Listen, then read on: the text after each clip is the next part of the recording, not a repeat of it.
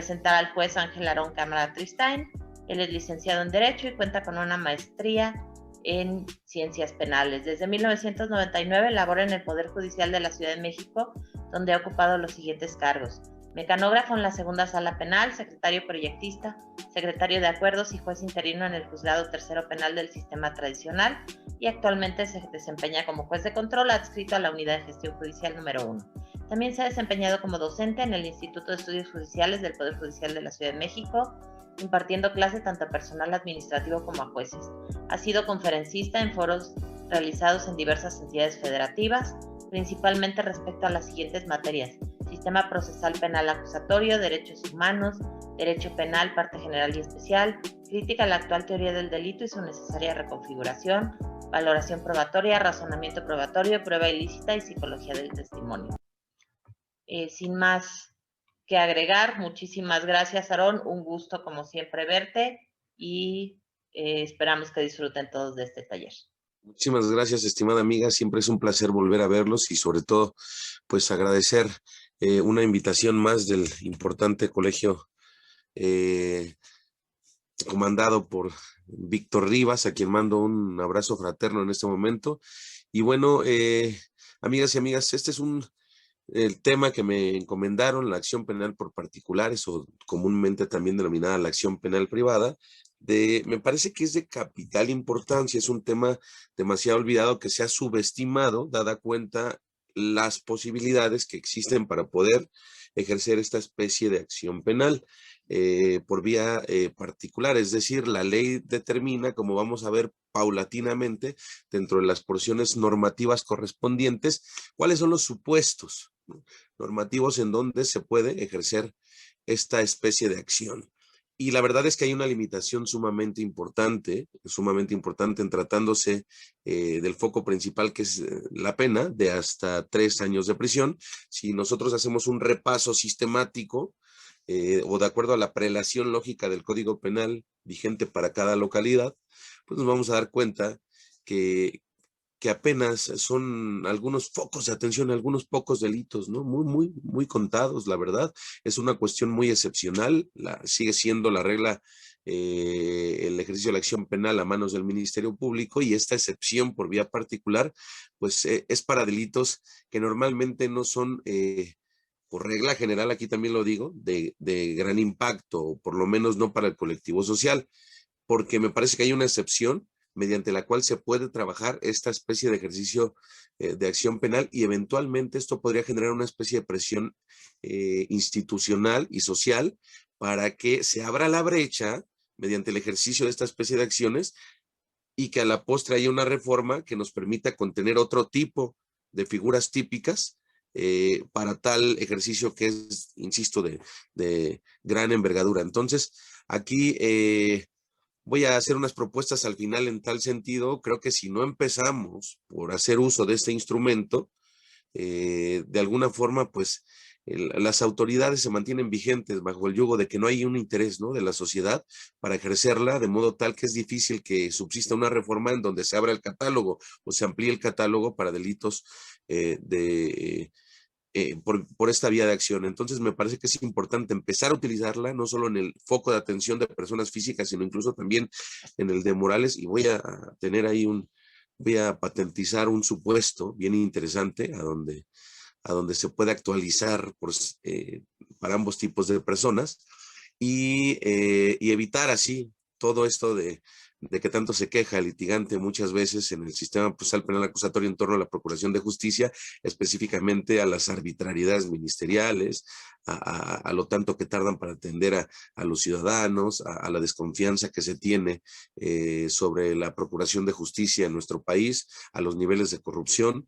Bueno, pues que al final estos focos son los que dieron lugar como sustento a la creación de esta especie de figura, ¿no?, de acuerdo a la exposición de motivos y a los dictámenes de comisiones correspondientes. Como punto de partida, voy a compartirles un material que está ahí colgado en internet, de alguna parte del país, una audiencia al respecto. Vamos a partir del yugo de la de la práctica de visualizar una audiencia muy pequeña, realmente dura aproximadamente 20 minutos, poco más. Esto con el trazado designio de que ustedes vayan tomando nota de lo que hace el abogado, de cómo lo solicita, de cómo él trata de sustanciar, ¿no?, la petición de la acción penal por particulares y qué determina el juez, pero sobre todo cómo lo hace. ¿Hecho? Ya teniendo esta referencia audiovisual, pues entonces vamos a entrar a los aspectos normativos, a las vicisitudes de esta figura y por supuesto vamos a hacer un análisis crítico y voy a darles una serie de propuestas que me parece lo más importante, ¿no? Por ahí la propuesta más interesante que les tengo es en tratándose de un delito que se comete mucho a diario en México, en todas las regiones del país, sin embargo, no se persigue. Y este delito es el de discriminación. Esa es la gran propuesta que les traigo hoy el día en torno al ejercicio de la acción penal por particulares y verán ustedes qué paradigma podemos romper si tomamos la decisión, ¿no?, de empezar a incursionar en esta especie de ejercicio de la abogacía. Entonces, para tal efecto voy a compartir. Ya estás como... Sí, muchísimas gracias, querida amiga. Como les dije en un principio, este pequeño video les pido de modo encarecido que tomen sus notas, pongan atención a todo lo que sucede después de la audiencia. Si tienen alguna duda de cómo se sustanció, etcétera, pues las vamos a ir disipando en la medida en que vayamos tocando los aspectos normativos, ¿vale? Y sobre todo las propuestas que les traigo y qué parte del cúmulo del bloque de constitucionalidad o parámetro de regularidad normativa, es decir, todos estos pactos, tratados, convenciones firmados y ratificados por el Estado mexicano, podemos utilizar para valernos a efecto de fortalecer esta especie de ejercicios, ¿no? Y empezar a promoverla de una vez para generar una especie de presión hacia las autoridades. Es realmente triste, por ejemplo, en tratándose del delito de discriminación, como decía hace unos momentos, a diario se comete en todas las partes del país. Casi en todos los sectores, instituciones, en la educación, en el campo social, en todas partes, porque hay una muy escasa cultura, ¿no? Tenemos una formación muy exigua sobre la cortesía y el respeto hacia las personas. Sin embargo, es algo que no se persigue. Se intenta hacer esto por vía de la gente del Ministerio Público y hay un gran margen de probabilidades de que esto no pase a judicialización, ¿no? De hecho, yo les puedo decir que tengo en el ámbito práctico, en el órgano jurisdiccional, tengo ya 22 años, voy para 23, desde mis 18 años estoy ahí, no conocí un solo asunto por discriminación en el tradicional, y aquí en el sistema procesal penal acusatorio sí conocí uno, respecto de una mujer transexual, uno nada más, en casi 23 años, ¿no? Cuando a sabiendas, pues esto a diario ocurre de modo copioso en nuestro país. Entonces vamos a ver cuáles son las problemáticas al respecto, pero antes de abordar esos aspectos que me parecen los más sustanciales y sistemáticos, vámonos a la práctica, ¿vale? Vamos a ver esta audiencia, tomen en consideración que es una audiencia que se llevó en el año 2015, sin embargo, la regulación de esa acción penal privada pues ha estado intocada desde aquel entonces a la fecha. ¿Sí? Entonces ponemos atención en este ejemplo práctico y de ahí vamos a abordar aspectos teóricos, cuestiones del espíritu legislador, problemáticas y propuestas, ¿vale?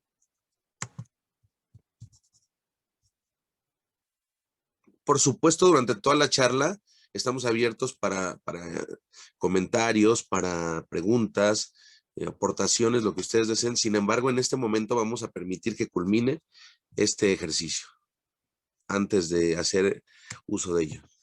En noviembre de 2015, nos encontramos reunidos en la sala de audiencias del Sistema de Justicia Penal Acusatorio y Oral del primer distrito judicial dentro de la primera región del Supremo Tribunal de Justicia en el estado de Tamaulipas, para llevar a cabo la audiencia de verificación de procedencia de acción penal dentro de la carpeta administrativa JC 063-2015 por el delito de abandono de obligaciones alimenticias, informando que quien presidirá esta audiencia será el juez de control licenciado Ignacio García Zúñiga. Por tanto, se les informa que para los efectos de registro, la presente audiencia será videograbada por el sistema de gestión de este tribunal, quedando prohibido grabarla por cualquier otro medio.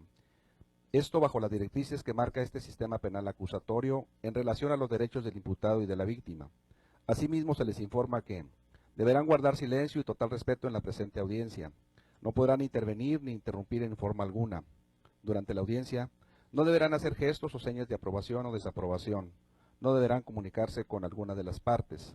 En caso de incumplir lo ya informado, podrán ser sancionados con los medios de apremio que establece la ley de la materia, al grado de ser expulsados de la presente sala.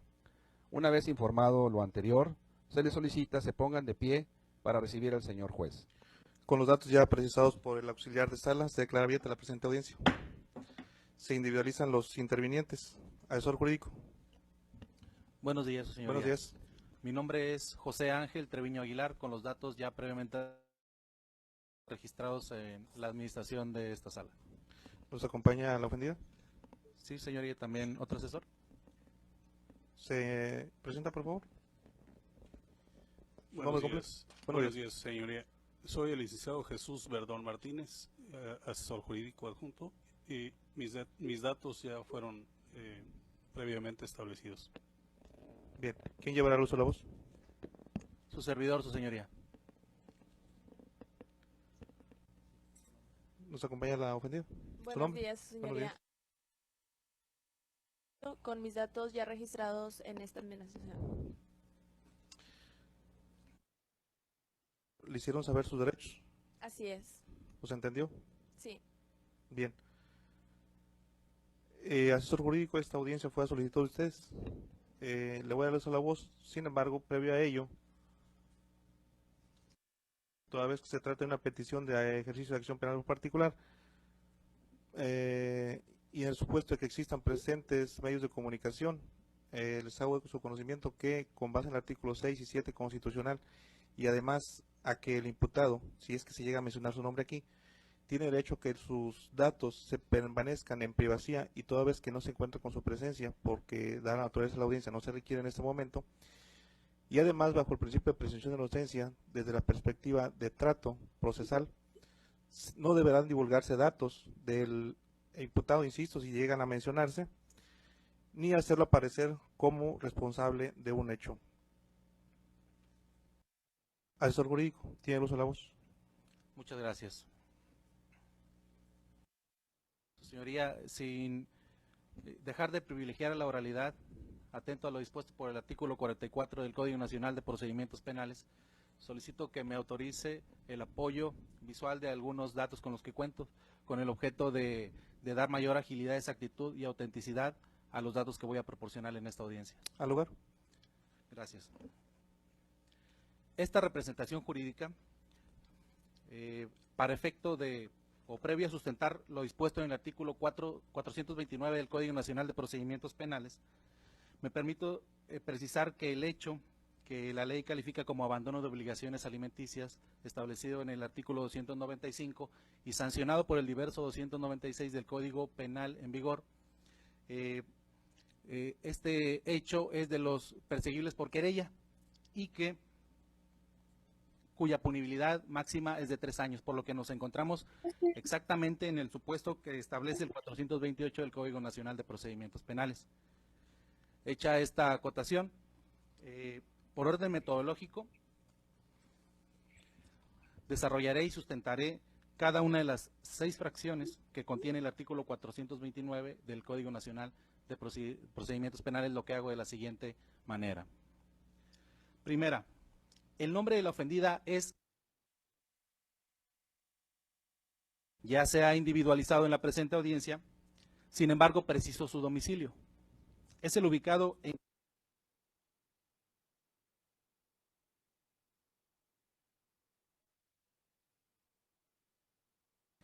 ella a su vez representa a la víctima, que por ser menor de edad me reservo el nombre de la misma, de dicha infante. Abogado, resérvelo, sí, es correcto, sin embargo, preciso del nombre para efectos de agregarlo a los registros. Le voy a pedir que lo anote en alguna hoja que tenga por ahí a la mano para que lo haga llegar a su servidor. Claro que sí, señoría.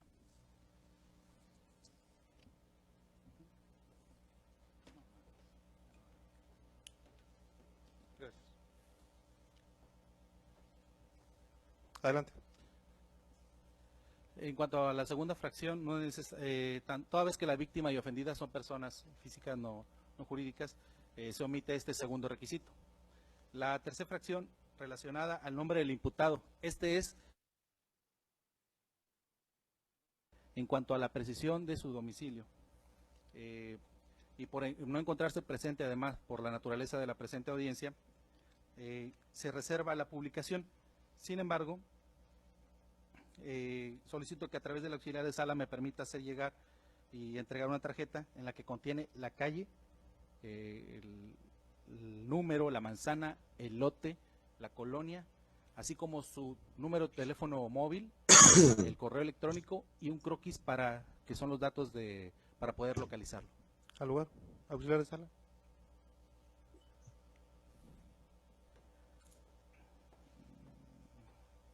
Gracias. Su señoría, los datos del domicilio que se han proporcionado corresponden al que habita el imputado. Y su servidor me ha cerciorado de la siguiente manera. En primer término, porque fue el imputado el que en entrevista realizada por el suscrito me lo proporcionaron en mi despacho. Posterior a ello acudí a dicho lugar y me percaté que tanto la calle, número, colonia, manzana y lote existen al suroeste de esta ciudad. Es una casa color azul con portón negro y un buzón para la correspondencia del mismo color.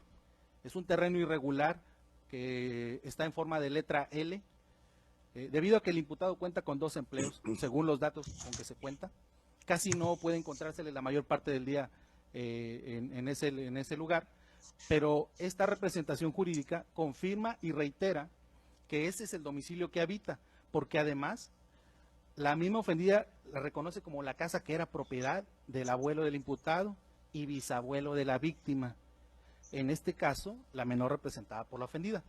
Otro medio que nos lleva a la convicción de que se trata de dicho domicilio es precisamente que se tomaron fotografías del lugar y en ellas se aprecia la casa color azul, el portón y buzón de color negro, así como la nomenclatura de las calles.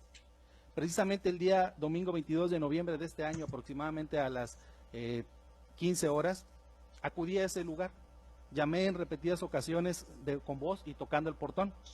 Y como no obtuve respuesta, opté por preguntarle a unos vecinos que se encontraban a unos metros de esa casa, habitación, en el sentido de que si conocían a la persona que habitaba en ese domicilio, y se las indiqué. Y que si se trataba esta casa de la misma que he proporcionado los datos. Y me manifestaron que la persona que ahí vive se llama y es músico de un grupo llamado. Por esa razón pudieron identificarlo con mayor facilidad. Incluso uno de ellos dijo que una noche antes, es decir, el sábado 21 de noviembre de 2015, habían trabajado juntos en un evento de un baile. Solo me dijo que se llamaba, sin dar más datos. Una vez que obtuve dicha información, lo comenté con la ofendida, quien me manifestó que efectivamente el señor trabaja desde 2011 para dicha agrupación musical que se llama. Por último, he de señalar que durante el desarrollo de la investigación del caso, el imputado siempre ha mostrado una actitud de colaboración y ha acudido en las ocasiones que se le ha solicitado su presencia en el despacho, en compañía de su abogado, desde luego. Pero en todo momento ha mostrado disponibilidad para otorgar los datos que se le han requerido hasta este momento. Incluso, su señoría, esta representación jurídica le ha hecho ver de manera clara y precisa y transparente que este día se celebraría la presente audiencia y que en caso de proceder sería citado la inicial y que por eso era muy importante que proporcionara su domicilio exacto y en correspondencia a ello accedió. Todos estos datos que he mencionado se encuentran agregados a la carpeta, su señoría. En cuanto a la fracción cuarta, que tiene que ver con los hechos que se consideran, en este caso, abandono de obligaciones alimenticias, señalo lo siguiente. El día 1 de octubre de 2010, los ciudadanos contrajeron matrimonio en el municipio. Producto de esa unión, procrearon una hija el día 7 de febrero de 2011. Desde el mes de enero de 2014, el ahora imputado de manera injustificada se desobligó de proporcionar los alimentos a favor de dicha infante, sin otorgar lo indispensable para los gastos como son comida, atención médica, el pago de agua potable, los servicios de agua potable, de energía eléctrica, así como ropa y calzado. Ahora bien, los datos de prueba con que se establece la probabilidad de que el imputado participó o cometió los hechos son los siguientes. 1.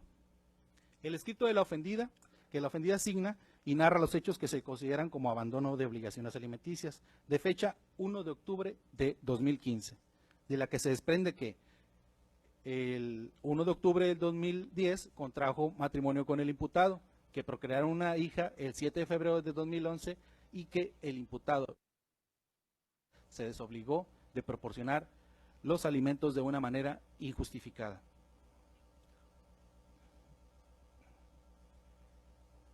También se cuenta con el acta de matrimonio, cuyos datos son oficialía 1, libro 1, acta 89, foja 0960374, con fecha de registro el 1 de octubre de 2010, en la que se aprecia que los contrayentes son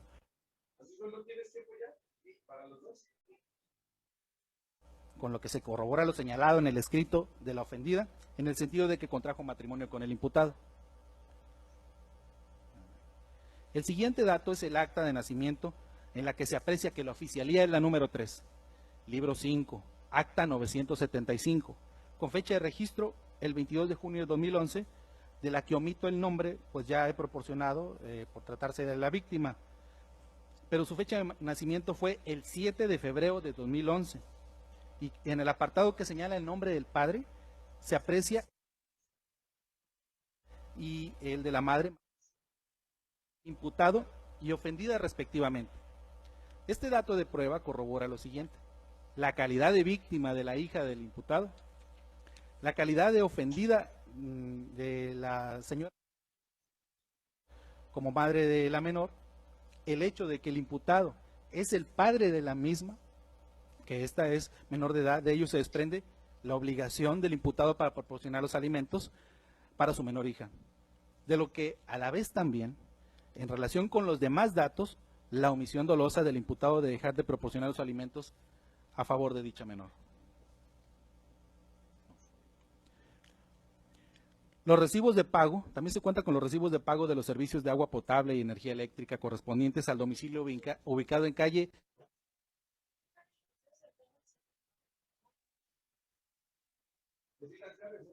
que es el lugar en donde habita tanto la víctima como la ofendida.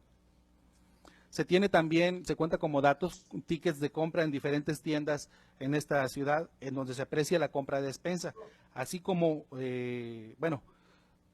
deseo resaltar que en cuanto a estos documentos, al ser la tenedora y habérmelos proporcionados al suscrito asesor jurídico, por cuanto hace a la ofendida, significa que ella fue quien erogó, o por lo menos presupone que ella erogó estos gastos. También se anexa algunos datos, algunos estados de cuenta bancarios, en los que se observa que la ofendida ha tenido que endeudarse debido a la omisión dolosa del imputado para proporcionar los medios necesarios para los alimentos y gastos primordiales en favor de su menor hija. Con esto también se acredita en parte los daños causados por la omisión del señor. Se encuentra agregados también como datos de prueba, su señoría, las entrevistas a los testigos, quienes con su puño y letra coincidieron que conocen al imputado, ofendida y víctima, pues ellos son familiares. Se trata de los abuelos maternos, así como una tía de la menor. Sus nombres son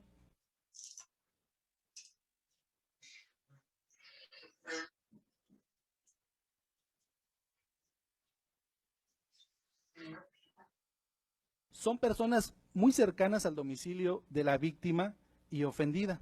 Coincidieron en que les consta que el imputado es el padre de la menor hija de la ofendida y que se ha desobligado de proporcionar los gastos para la alimentación de sus hijas. Su señoría, se insiste en que la pertinencia de mencionar este dato, pues además de que son familiares de la víctima y ofendida, cierto también es que conviven casi a diario, y por esa razón les consta lo que se ha señalado. Con estos datos se puede demostrar la omisión dolosa del imputado al dejar de proporcionar los alimentos a su menor hija, pues ellos reconocen que antes sí lo hacía, pero coinciden en el periodo a partir del cual se dejó de proveerlos. Dice que se han visto en la necesidad de apoyarse, en este caso a la ofendida, cuando no ha tenido para pagar los alimentos. Entonces se demuestra también el parentesco del imputado y la víctima, lo que deriva en la obligación que tiene como padre para proporcionar dichos alimentos. También se encuentran agregadas fotografías y o carteles relativas a la publicidad de esta localidad. En ellas se puede apreciar al imputado en todas las mencionadas fotografías. Con ello se acredita que el señor actualmente labora para dicha agrupación como músico desde el año 2011, según refiere la ofendida. De ello se desprende la omisión dolosa y sobre todo injustificada, en atención a que a pesar de contar con este trabajo, se es obligado de proporcionar los alimentos a favor de la víctima. También existe como dato convenio celebrado ante el juez segundo de lo familiar en el expediente 675 del 2015, en el cual el imputado se comprometió a proporcionar la cantidad de 1,200 pesos quincenales, con lo que se puede advertir que tiene por lo menos esa capacidad y sirve para determinar el monto aproximado de los daños causados. En este caso, en suma, con 800 pesos que tiene que erogar quincenalmente para efecto de cubrir las deudas que tiene producto del abandono de obligaciones, se calcula un monto aproximado de 4,000 pesos mensuales, es decir, un total de 88,000 pesos, cantidad que se señala para cumplir con la última parte de la fracción cuarta del artículo 429 del Código Nacional de Procedimientos Penales.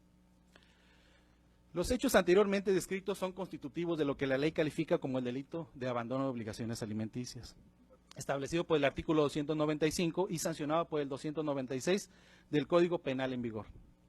La conducta omisiva del imputado es de carácter dolosa, acorde a lo que dispone el artículo 18, fracción primera y 19 del Código Penal vigente, ya que a sabiendas de que tenía la obligación de proporcionar los alimentos a favor de su hija, dejó de hacerlo desde la fecha mencionada. De acuerdo a lo dispuesto por el artículo 16, fracción segunda del Código Penal vigente de los hechos, el grado de desarrollo de los hechos son permanentes, por lo que se atribuye al imputado la calidad de autor material directo de la conducta que la ley señala como abandono de obligaciones alimenticias, conforme a lo previsto en el artículo 33, fracción primera del Código Penal vigente, ya que de manera directa omitió cumplir con la obligación de proporcionar los alimentos a favor de su hija. Esta acción penal por particular se sustenta con fundamento en lo que dispone el artículo 21 constitucional, párrafo 2, así como el 426, 428, 429, 430 y 431 del Código Nacional de Procedimientos Penales. Esta precisión es para efecto de dar cumplimiento a lo establecido en la fracción quinta. Esta representación jurídica considera, salvo lo que ordene su señoría, que se deba cumplir o completar respecto a los datos que hemos precisado, que la petición es formulada, es clara y es precisa en su contenido. Dado lo anterior, solicito respetuosamente que se declare procedente la acción penal por particular planteada, que como consecuencia de ello se cite al imputado para la audiencia inicial, es decir, para formular la imputación, y se repare los daños a la ofendida. Es cuanto, su señoría. Bien. Escuchada su intervención, suscrito advierte que no existen algunas correcciones o precisiones que deba requerir. Por ello, resuelvo de la siguiente manera. Siendo las 10:21 en esta propia fecha y en términos del artículo 431 del Código Nacional de Procedimientos Penales, se declara procedente el ejercicio de la acción penal por parte de por conducto de su asesor jurídico, por el hecho que la ley califica como abandono de obligaciones alimenticias, en razón de que se han cubierto los requisitos formales y materiales que se desprenden de los artículos 428 y 429 del Código Nacional de Procedimientos Penales, en razón de que el hecho delictivo por el que se ejerce la acción penal, efectivamente se persigue a petición de parte interesada. La punibilidad máxima no excede de 3 años, que en este caso se ha justificado que la aquí ofendida asistente a la audiencia actúa en representación legal de su menor hija.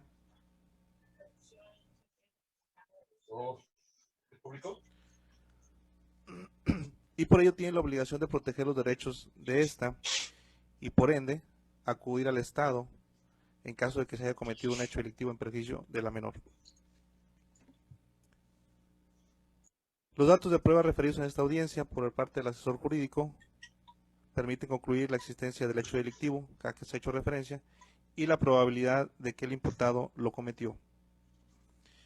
Y no obstante lo argumentado por el abogado, he de referir que por tratarse del daño causado existe por evidentes razones y por consecuencia el deber de repararlo. Entonces, auxiliar de sala, ¿me proporciona fecha, por favor?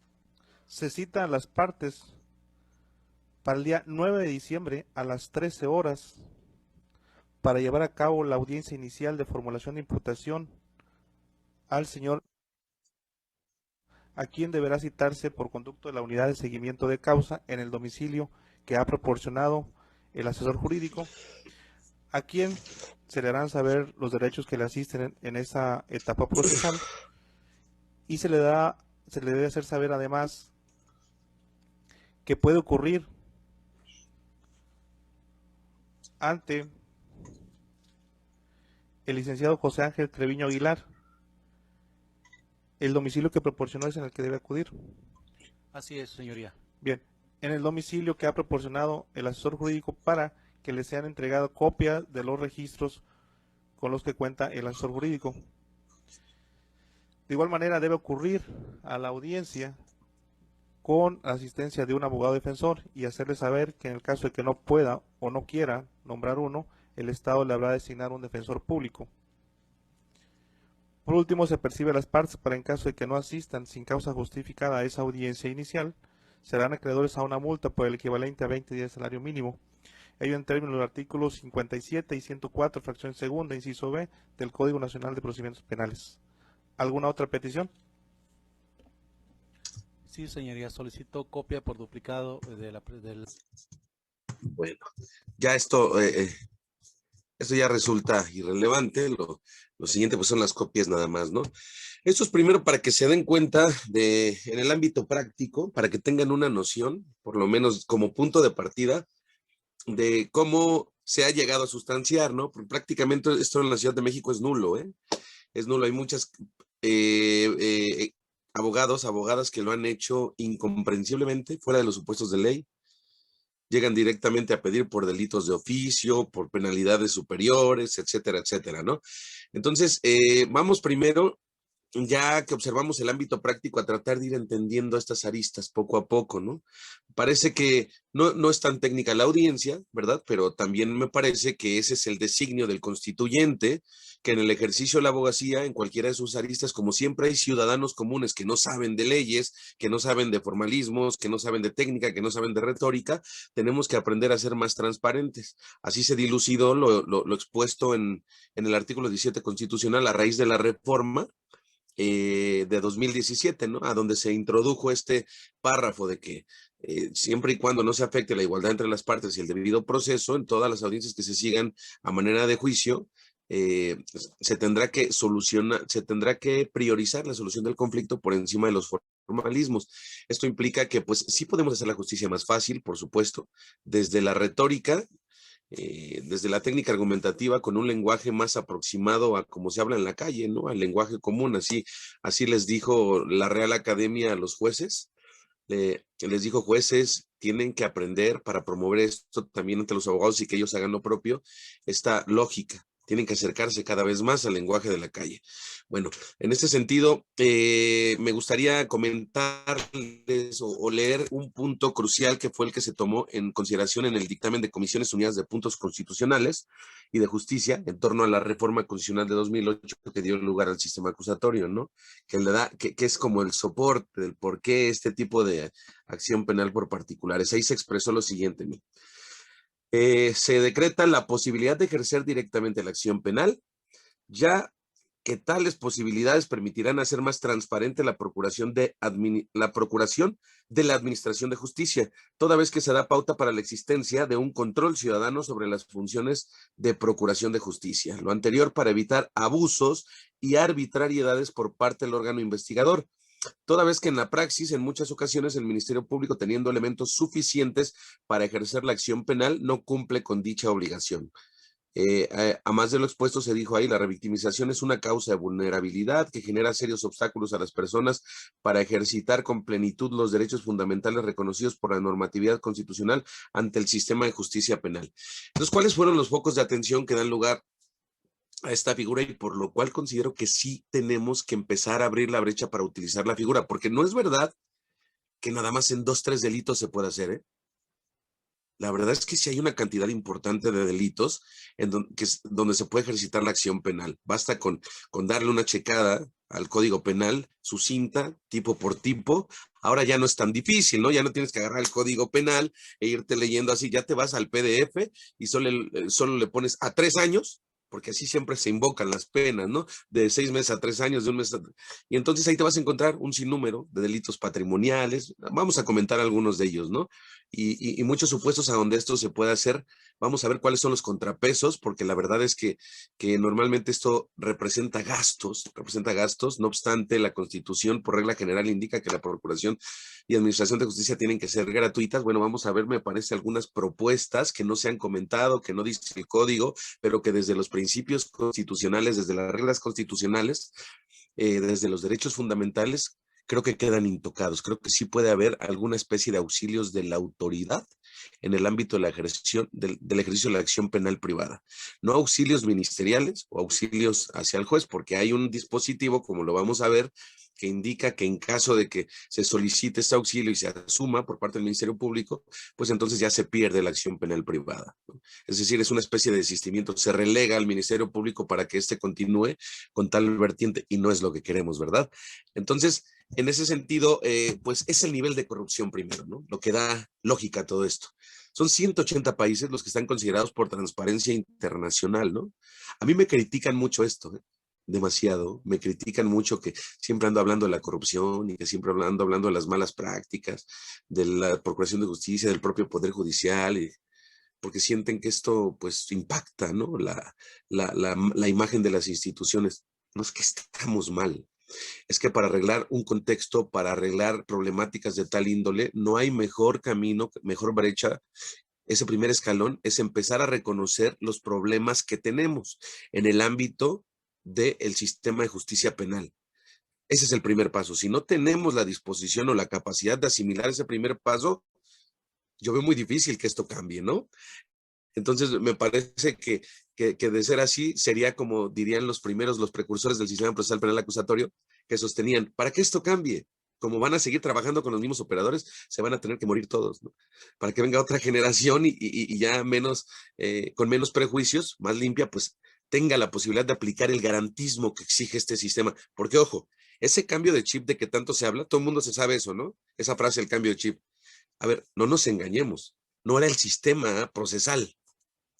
Porque el sistema procesal, el procedimiento, no es más que un esqueleto, una estructura para facilitar la aplicación del derecho sustantivo. ¿Cuál es el derecho sustantivo? Pues no solo es teoría del delito, están los derechos fundamentales, está el debido proceso, ¿no? Están las formalidades esenciales del procedimiento, los principios constitucionales, las reglas constitucionales. La idea del cambio de chip era precisamente abrir la brecha y cumplir el primer artículo constitucional.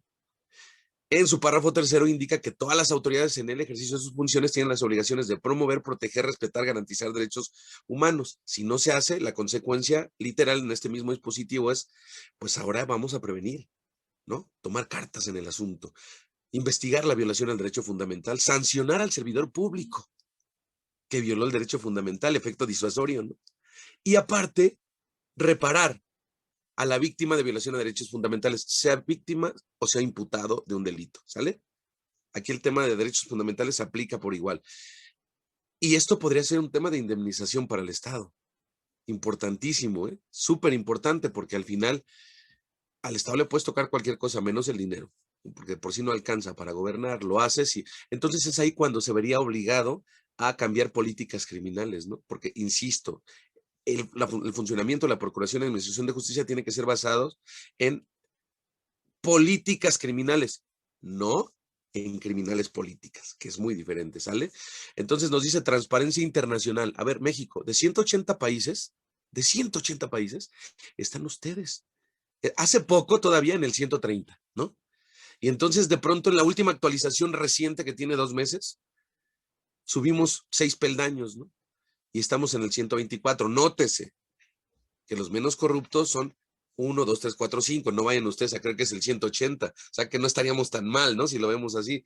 Resulta que allá están en el 1, 2, 3, 4, 5 Suecia, Finlandia, Holanda, Países Bajos. Ya saben qué región del mundo, ¿no? Estamos en el 124. Con motivo de esos 6 peldaños que se asciende, celebran en la política. El actual partido que yo soy apartidista, esto no es político, pero se pusieron a celebrar. No podemos celebrar siendo el lugar 124 de corrupción de 180 países.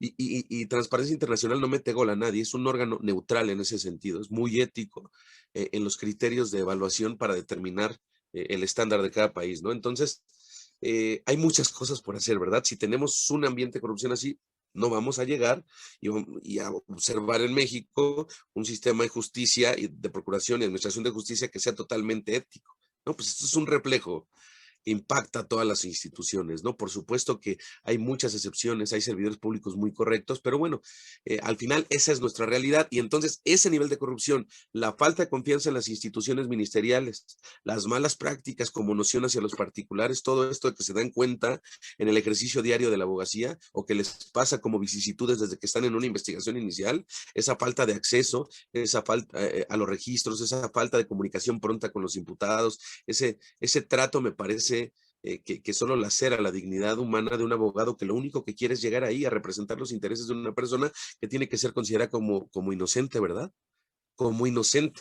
Pero dada cuenta la idiosincrasia, no se trata como inocente a las personas imputadas en los procedimientos penales por regla general, ¿no? Por algo fue detenido, por algo está aquí, ¿no? Entonces, tenemos que romper muchos prejuicios, ¿no? Bien decía Albert Einstein, y muy acertadamente, que es más fácil desintegrar un átomo que un prejuicio. Y de verdad, es increíble. A la fecha hoy seguimos bajo la misma tesitura que hace muchas décadas. Entonces, en ese sentido, todo esto da lugar a esta pequeña esperanza o brecha de luz hacia los particulares para que se pueda ejercer la acción penal privada, pero bajo ciertos esquemas. Para esto quisiera dimensionar que, por ejemplo, ustedes saben cuál es la regla de el fruto del árbol envenenado, ¿no? Esta regla creada por Estados Unidos, hay por ahí una discusión entre si lo hizo Estados Unidos o Inglaterra, ¿no? La creación de la teoría. Sin embargo, quien verdaderamente la consolidó, para no entrar en debates, fue Estados Unidos. La consolidó, la desarrolló, la aplicó, la lleva aplicando por más de 100 años. Esto tiene poco antes de 1900 y ha ido evolucionando la idea. Pero quiero decirles algo, allá en Estados Unidos, exclusivamente esta regla se creó para el ámbito del servicio público por 2 factores esenciales. Es decir, por el tema de integridad del proceso, que sería una analogía como lo que nosotros conocemos como el debido proceso, ¿sale? Y también para disuadir malas prácticas de la autoridad, sobre todo en ese entonces de la policía, ¿no? Allá es una policía mucho más investigadora, entonces se cometían muchas anomalías. A veces la policía decía encontrar algo y lo que pasa es que realmente eso que encontraron no estaba ahí, sino que lo metían, lo sembraban, etcétera, etcétera. Se empiezan a dar cuenta de esa especie de corrupción y esta fórmula se hizo para tratar de frenar esto. Nunca funcionó. Nunca funcionó el efecto disuasorio, es decir, la policía sigue haciendo cosas de esta naturaleza a la fecha incluso, pero ¿por qué comento esto? Tiene una razón de ser muy importante, porque nosotros copiamos esa teoría como la copió todo el mundo, pero nosotros la mexicanizamos, ¿no? En la exposición de motivos de la reforma constitucional del 2008, por ahí dicen en 1920 en Estados Unidos, no, pero su génesis viene desde poco antes de 1900, ¿eh? Ahí ya estaba madurada la regla, incluso ya para efectos de 10, 15 años después de 1920, es cuando se empieza a conformar como la conocemos al día de la fecha con la entrada de la ley seca.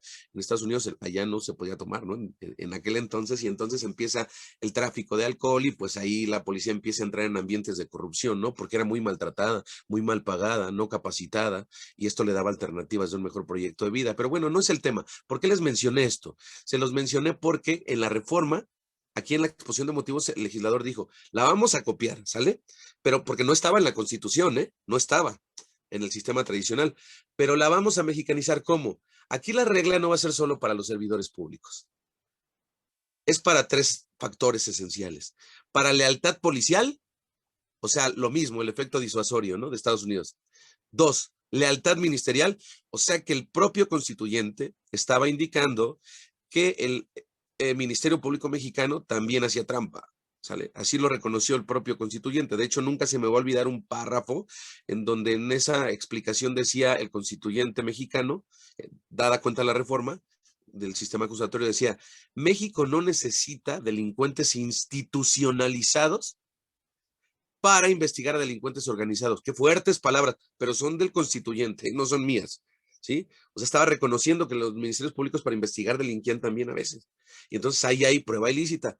Pero se agregó un tercer factor que atañe a todos, para la profesionalización de las investigaciones. O sea que la prueba ilícita en México sí afecta al ámbito privado, como nunca ha ocurrido en Estados Unidos. En Europa hay un desarrollo también en donde ya se admite desde hace tiempo esta lógica en el ámbito privado. Entonces, como es un tema la acción penal por particulares en donde van a investigar particulares, de ahí la importancia de entender esto. Lo que ustedes produzcan en el ámbito de la investigación, dada cuenta estas reglas, este foco de atención del sistema de justicia, pues tiene que ser bajo 2 espectros esenciales. Deben de obtener prueba auténtica y obtenida sin violación a derechos fundamentales. ¿Sale? Con la metodología que se prefiera, que se quiera, con cadenas de custodia o con algún método, ¿no? que avale la fiabilidad de los registros que ustedes van produciendo, pero bajo estos 2 focos que son la vía para acreditar cualquier medio de prueba, ¿no? Que sea auténtico y obtenido sin violación de derechos fundamentales. Entonces, ojo, aquí sí hay prueba ilícita para particulares, ¿no? Y esto tiene injerencia primordial en el tema que ocupa nuestra atención. Entonces, lo que tengo pensado para hacer las cosas del modo didáctico, del mejor modo didáctico, creo que no habría cómo irnos de acuerdo a la normatividad, ¿no? Al Código Nacional de Procedimientos Penales y hacer un análisis. Esto, la verdad es que no son muchos artículos, son muy poquitos. Hay algunas dudas que quedan precisamente porque en algunos factores falta una especie de reglamentación, ¿no? Ahorita paulatinamente se los voy a ir comentando. Vamos a hacer este ejercicio de ir analizando artículo por artículo y tratando de dimensionar sus alcances, ¿no? Después de que hagamos esto, pues voy a hacer alguna especie de propuestas. Podemos abrir la brecha para preguntas en cualquier momento, no se preocupen, yo no soy de que esto se tenga que hacer hasta el final, para mí no es una falta de respeto que no se interrumpe, ¿no? No se interrumpe la charla, perdón, sino me parece que es importante que las dudas se disipen cuando surgen, ¿no? Luego se nos olvida. Entonces no hay mejor método didáctico por empatía de mí hacia ustedes que lo hagan en el momento en que surja, ¿sí? A mí no me interrumpen. Entonces vamos artículo por artículo y ahí vamos a ir contando probablemente las problemáticas, ¿no? Ya sabiendas de esto de la regla de la prueba ilícita. A ver, ¿por qué es importante empezar a dimensionar esto? Si nos quejamos, yo siempre he dicho que el abogado no puede ser víctima, que me gustaría mucho como comentario aledaño que se dieran la oportunidad de poner sus cámaras, porque miren, pasa algo bien curioso. A mí me gusta mucho dar clases y hay una corriente de que la gente no quiere poner sus cámaras, ¿no? Y entonces muchos hasta dicen, es que no sirve mi cámara, es que no. te lo creo, sí, pero hoy en día, en el 2021, que no sirva la cámara de un celular, ok, excepcionalmente, pero cuando tú ves que es hasta más de la mitad, te das cuenta que no es eso, ¿no? Entonces, porque me serviría mucho para interactuar con ustedes, ¿no? Que me den la oportunidad de que prendan sus cámaras. Ahora, ya queda en el plano individual, ¿no? Yo se los pediré encarecidamente, si no lo quieren hacer, bueno. Y para los que lo hagan, pues muchísimas gracias, ¿no? Para mí, de verdad, es de capital importancia ello, ¿no? Bueno, entonces, amigos y amigas, vamos a empezar a hacer el análisis punto por punto. No me refería a ti, Víctor. Estoy hablando al dueño del instituto, del colegio, pero bueno, a ver, vamos a analizarlo desde el artículo 426. Van a ver qué problemáticas y qué campo de acción tan importante para aquello de lo cual normalmente se queja el común de los abogados o las abogadas. ¿Cuántos abogados no dicen, es que el sistema, y es que los jueces, y es que los ministerios públicos, y es que los magistrados, y es lo mismo hasta los ministros? Luego hay que andar tratando de entender el procedimiento para la Corte Interamericana de Derechos Humanos, porque es la única esperanza que nos queda, ¿no? A ver, ojo, eso es victimización, y se los digo de corazón, no me lo tomen a mal. El abogado que siempre está pensando así, que es esa la especie de historias que se cuenta, el sistema y que le echa la culpa a todo, pues a veces no se da cuenta que le falta hacer una introspección para analizar qué es lo que está dejando de hacer para que las cosas sean así. O sea, en esa medida, todo el que se queja tiene una especie de exigua dosis de responsabilidad. ¿Y a cosas como qué me refiero? Cuando llegamos a la agencia del Ministerio Público, ya sabemos que no te van a dejar intervenir. En la vida te van a dejar intervenir mientras se producen los primeros registros de la investigación. Es decir, supongamos un asunto en flagrancia en donde hay dos primeros respondientes, una víctima y un testigo, ¿vale? Llegas tú a la agencia cuando llegas rápido como abogado y si no se han producido esos registros, ¿qué te dice el Ministerio Público? Espéreme, déjeme calificar de verificar la detención, ¿no? Váyase ahí a comer afuera de la agencia o espérese unas 2 horas, 3 horas, en lo que ellos están haciendo los registros. Ahí hay un gran problema, ¿no? Como primer mal práctica, y por lo cual quiero enfatizar esta vía de ejercicio de la abogacía. ¿Por qué? Ustedes llegan a la agencia y deberían de tener toda la oportunidad de estar presenciando cómo se vierten las entrevistas de los primeros respondientes, de la víctima, del testigo. Dígame alguno de ustedes si ha tenido esa oportunidad en toda su vida, en los procedimientos penales, ante el Ministerio Público, ya sean averiguaciones previas antes o hoy en investigaciones iniciales. Es algo que no se permite en absoluto. Y ojo, siempre he sostenido que hay un dispositivo que lo permite, ¿no? El artículo 117 del Código Nacional de Procedimientos Penales es alusivo a las obligaciones de la defensa. Y esto pues aplica en analogía para la asesoría jurídica, porque en el Código Nacional no hay un artículo que hable de las obligaciones del asesor jurídico, están compuestas entre las mismas de la defensa siempre y cuando sean acordes a la naturaleza de la víctima y la Ley General de Víctimas, ¿no? Entonces ahí se indica en la fracción tercera, obligaciones del abogado. Fíjense, obligación, estar presente y asistir al imputado mientras éste rinde su entrevista.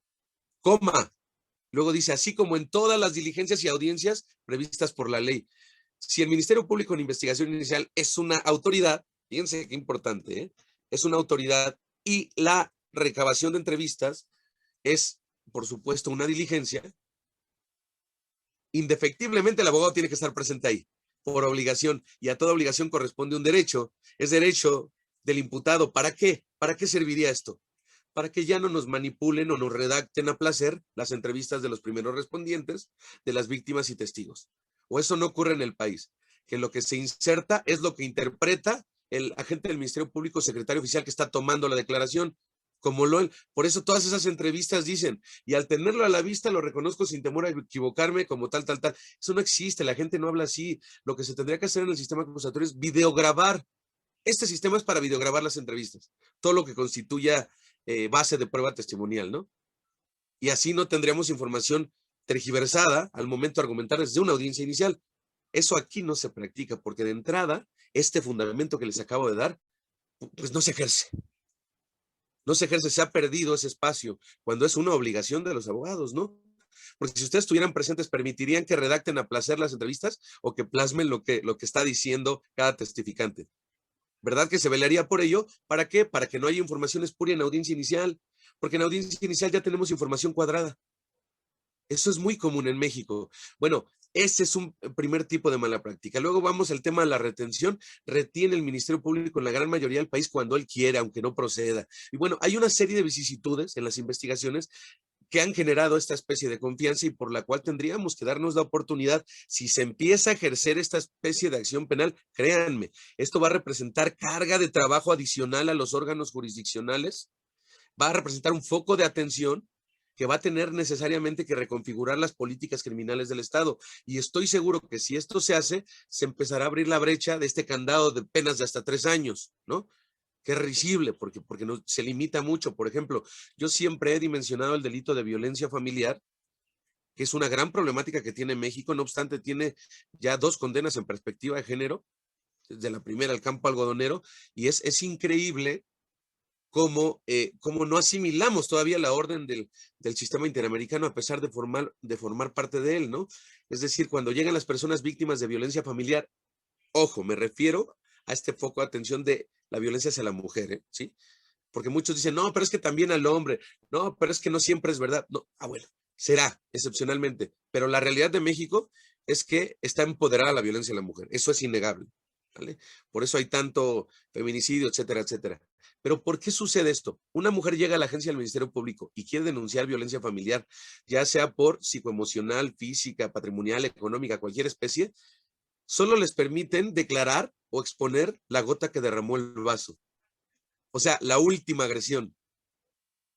Cuando todos sabemos que por su naturaleza la violencia familiar es un fenómeno cíclico, que da lugar naturalmente y de modo palmario, como no lo han querido reconocer, a un delito continuado. Fíjense, el delito continuado se caracteriza por tener pluralidad de conductas. Pues, vienen las agresiones de hace 2 años, ¿verdad?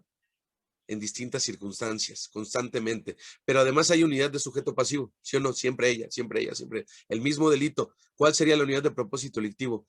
El sometimiento y dominación de la mujer. Ahí está. Eso es lo que engarza la conducta, consciente o inconsciente, el sujeto activo. Esa es la realidad. Y entonces, ¿cómo nos presentan en todos los procedimientos la violencia familiar? Como un delito instantáneo. Llegan las mujeres a la agencia del Ministerio Público y les dicen, no, lo de antes no, solo por lo que viene ahorita, como si solo fuera por la última agresión, ¿no? Entonces les silencian y no les permiten decir toda la estructura cíclica del delito para facilitar su investigación o qué sé yo, ¿no? Por una política criminal mal asumida. ¿Por qué? Porque si a la víctima le permites tú solo decir la última agresión, le estás dando un pedacito de acceso a la justicia, un pedacito de derecho al castigo, un pedacito de reparación del daño, un pedacito de verdad. Y cuando esto llega a una judicialización ante un juez de control, entonces el juez de control dice, bueno, puede haber riesgo, pero no es tanto, es solo una vez, ¿no? Entonces, difícilmente en muchos escenarios hablamos de prisión preventiva. ¿Y qué pasaría si de pronto te permitieran contarle todo el fenómeno cíclico? O sea, agresiones desde tiempo atrás, ¿no? ¿Cómo se elevaría el riesgo para la imposición de medidas cautelares por el riesgo hacia la víctima? Sería tan profuso que muy probablemente, por regla general, aplicaría prisión preventiva, ¿eh? Por no asumir este método, ¿qué sucede? Pues llegamos a las iniciales, se alcanzan beneficios, salidas alternas, la suspensión condicional del proceso, salen y siguen violentando. Entonces, con esta política criminal se está empoderando la antesala del feminicidio. Por eso sigue siendo un problema sistemático. Entonces, el problema es que las penas llegan hasta los 6 años en el común referente de la mayoría de estados. No tengo noticia de que en algún estado la pena máxima para el delito de violencia familiar sea de hasta 3 años para que se pueda utilizar la acción penal privada. De verdad es una desgracia porque el Estado limita por su forma de trabajar el acceso a la justicia en este tipo de delitos y no les permiten a las víctimas ejercerlos por sí mismas con sus asesores jurídicos, ¿no? Entonces, en la medida en que hagamos presión ejerciéndolas a donde se pueda, vamos a ver que si hay varios supuestos, no es cierto que son poquitos, ¿eh? Esto va a generar una impresión, un impacto en el Estado que estoy seguro va a dar lugar a la postre, si lo hacen muchos litigantes, de tener necesariamente que abrir la brecha para una mayor dimensión, a donde entrará, por supuesto, la violencia familiar, la mayoría de delitos patrimoniales con independencia del monto, ¿sí? Al final, pues los delitos patrimoniales normalmente no afectan de manera general tanto a la colectividad, sino al interés particular. ¿Por qué hacerlo público? ¿No? ¿por qué hacerlo público? Nada más nos dejan montos muy exiguos para el fraude, para el robo, etcétera, etcétera, ¿no? Entonces, vámonos artículo por artículo y vamos tratando de hacer una explicación de las virtudes y vicisitudes de esto, ¿no? Y sobre todo que ustedes sepan cómo hacerlo de manera correcta. Porque, por ejemplo, aquí se tiene la experiencia en la Ciudad de México de que mucho se ejerce, pero no se autoriza. Y es que me parece que ahí la premisa es un error de carácter judicial, un error de carácter de sobreexigir técnica, de exigir, de darle mucha exigencia al particular, y no nos ponemos a pensar a veces como órganos jurisdiccionales.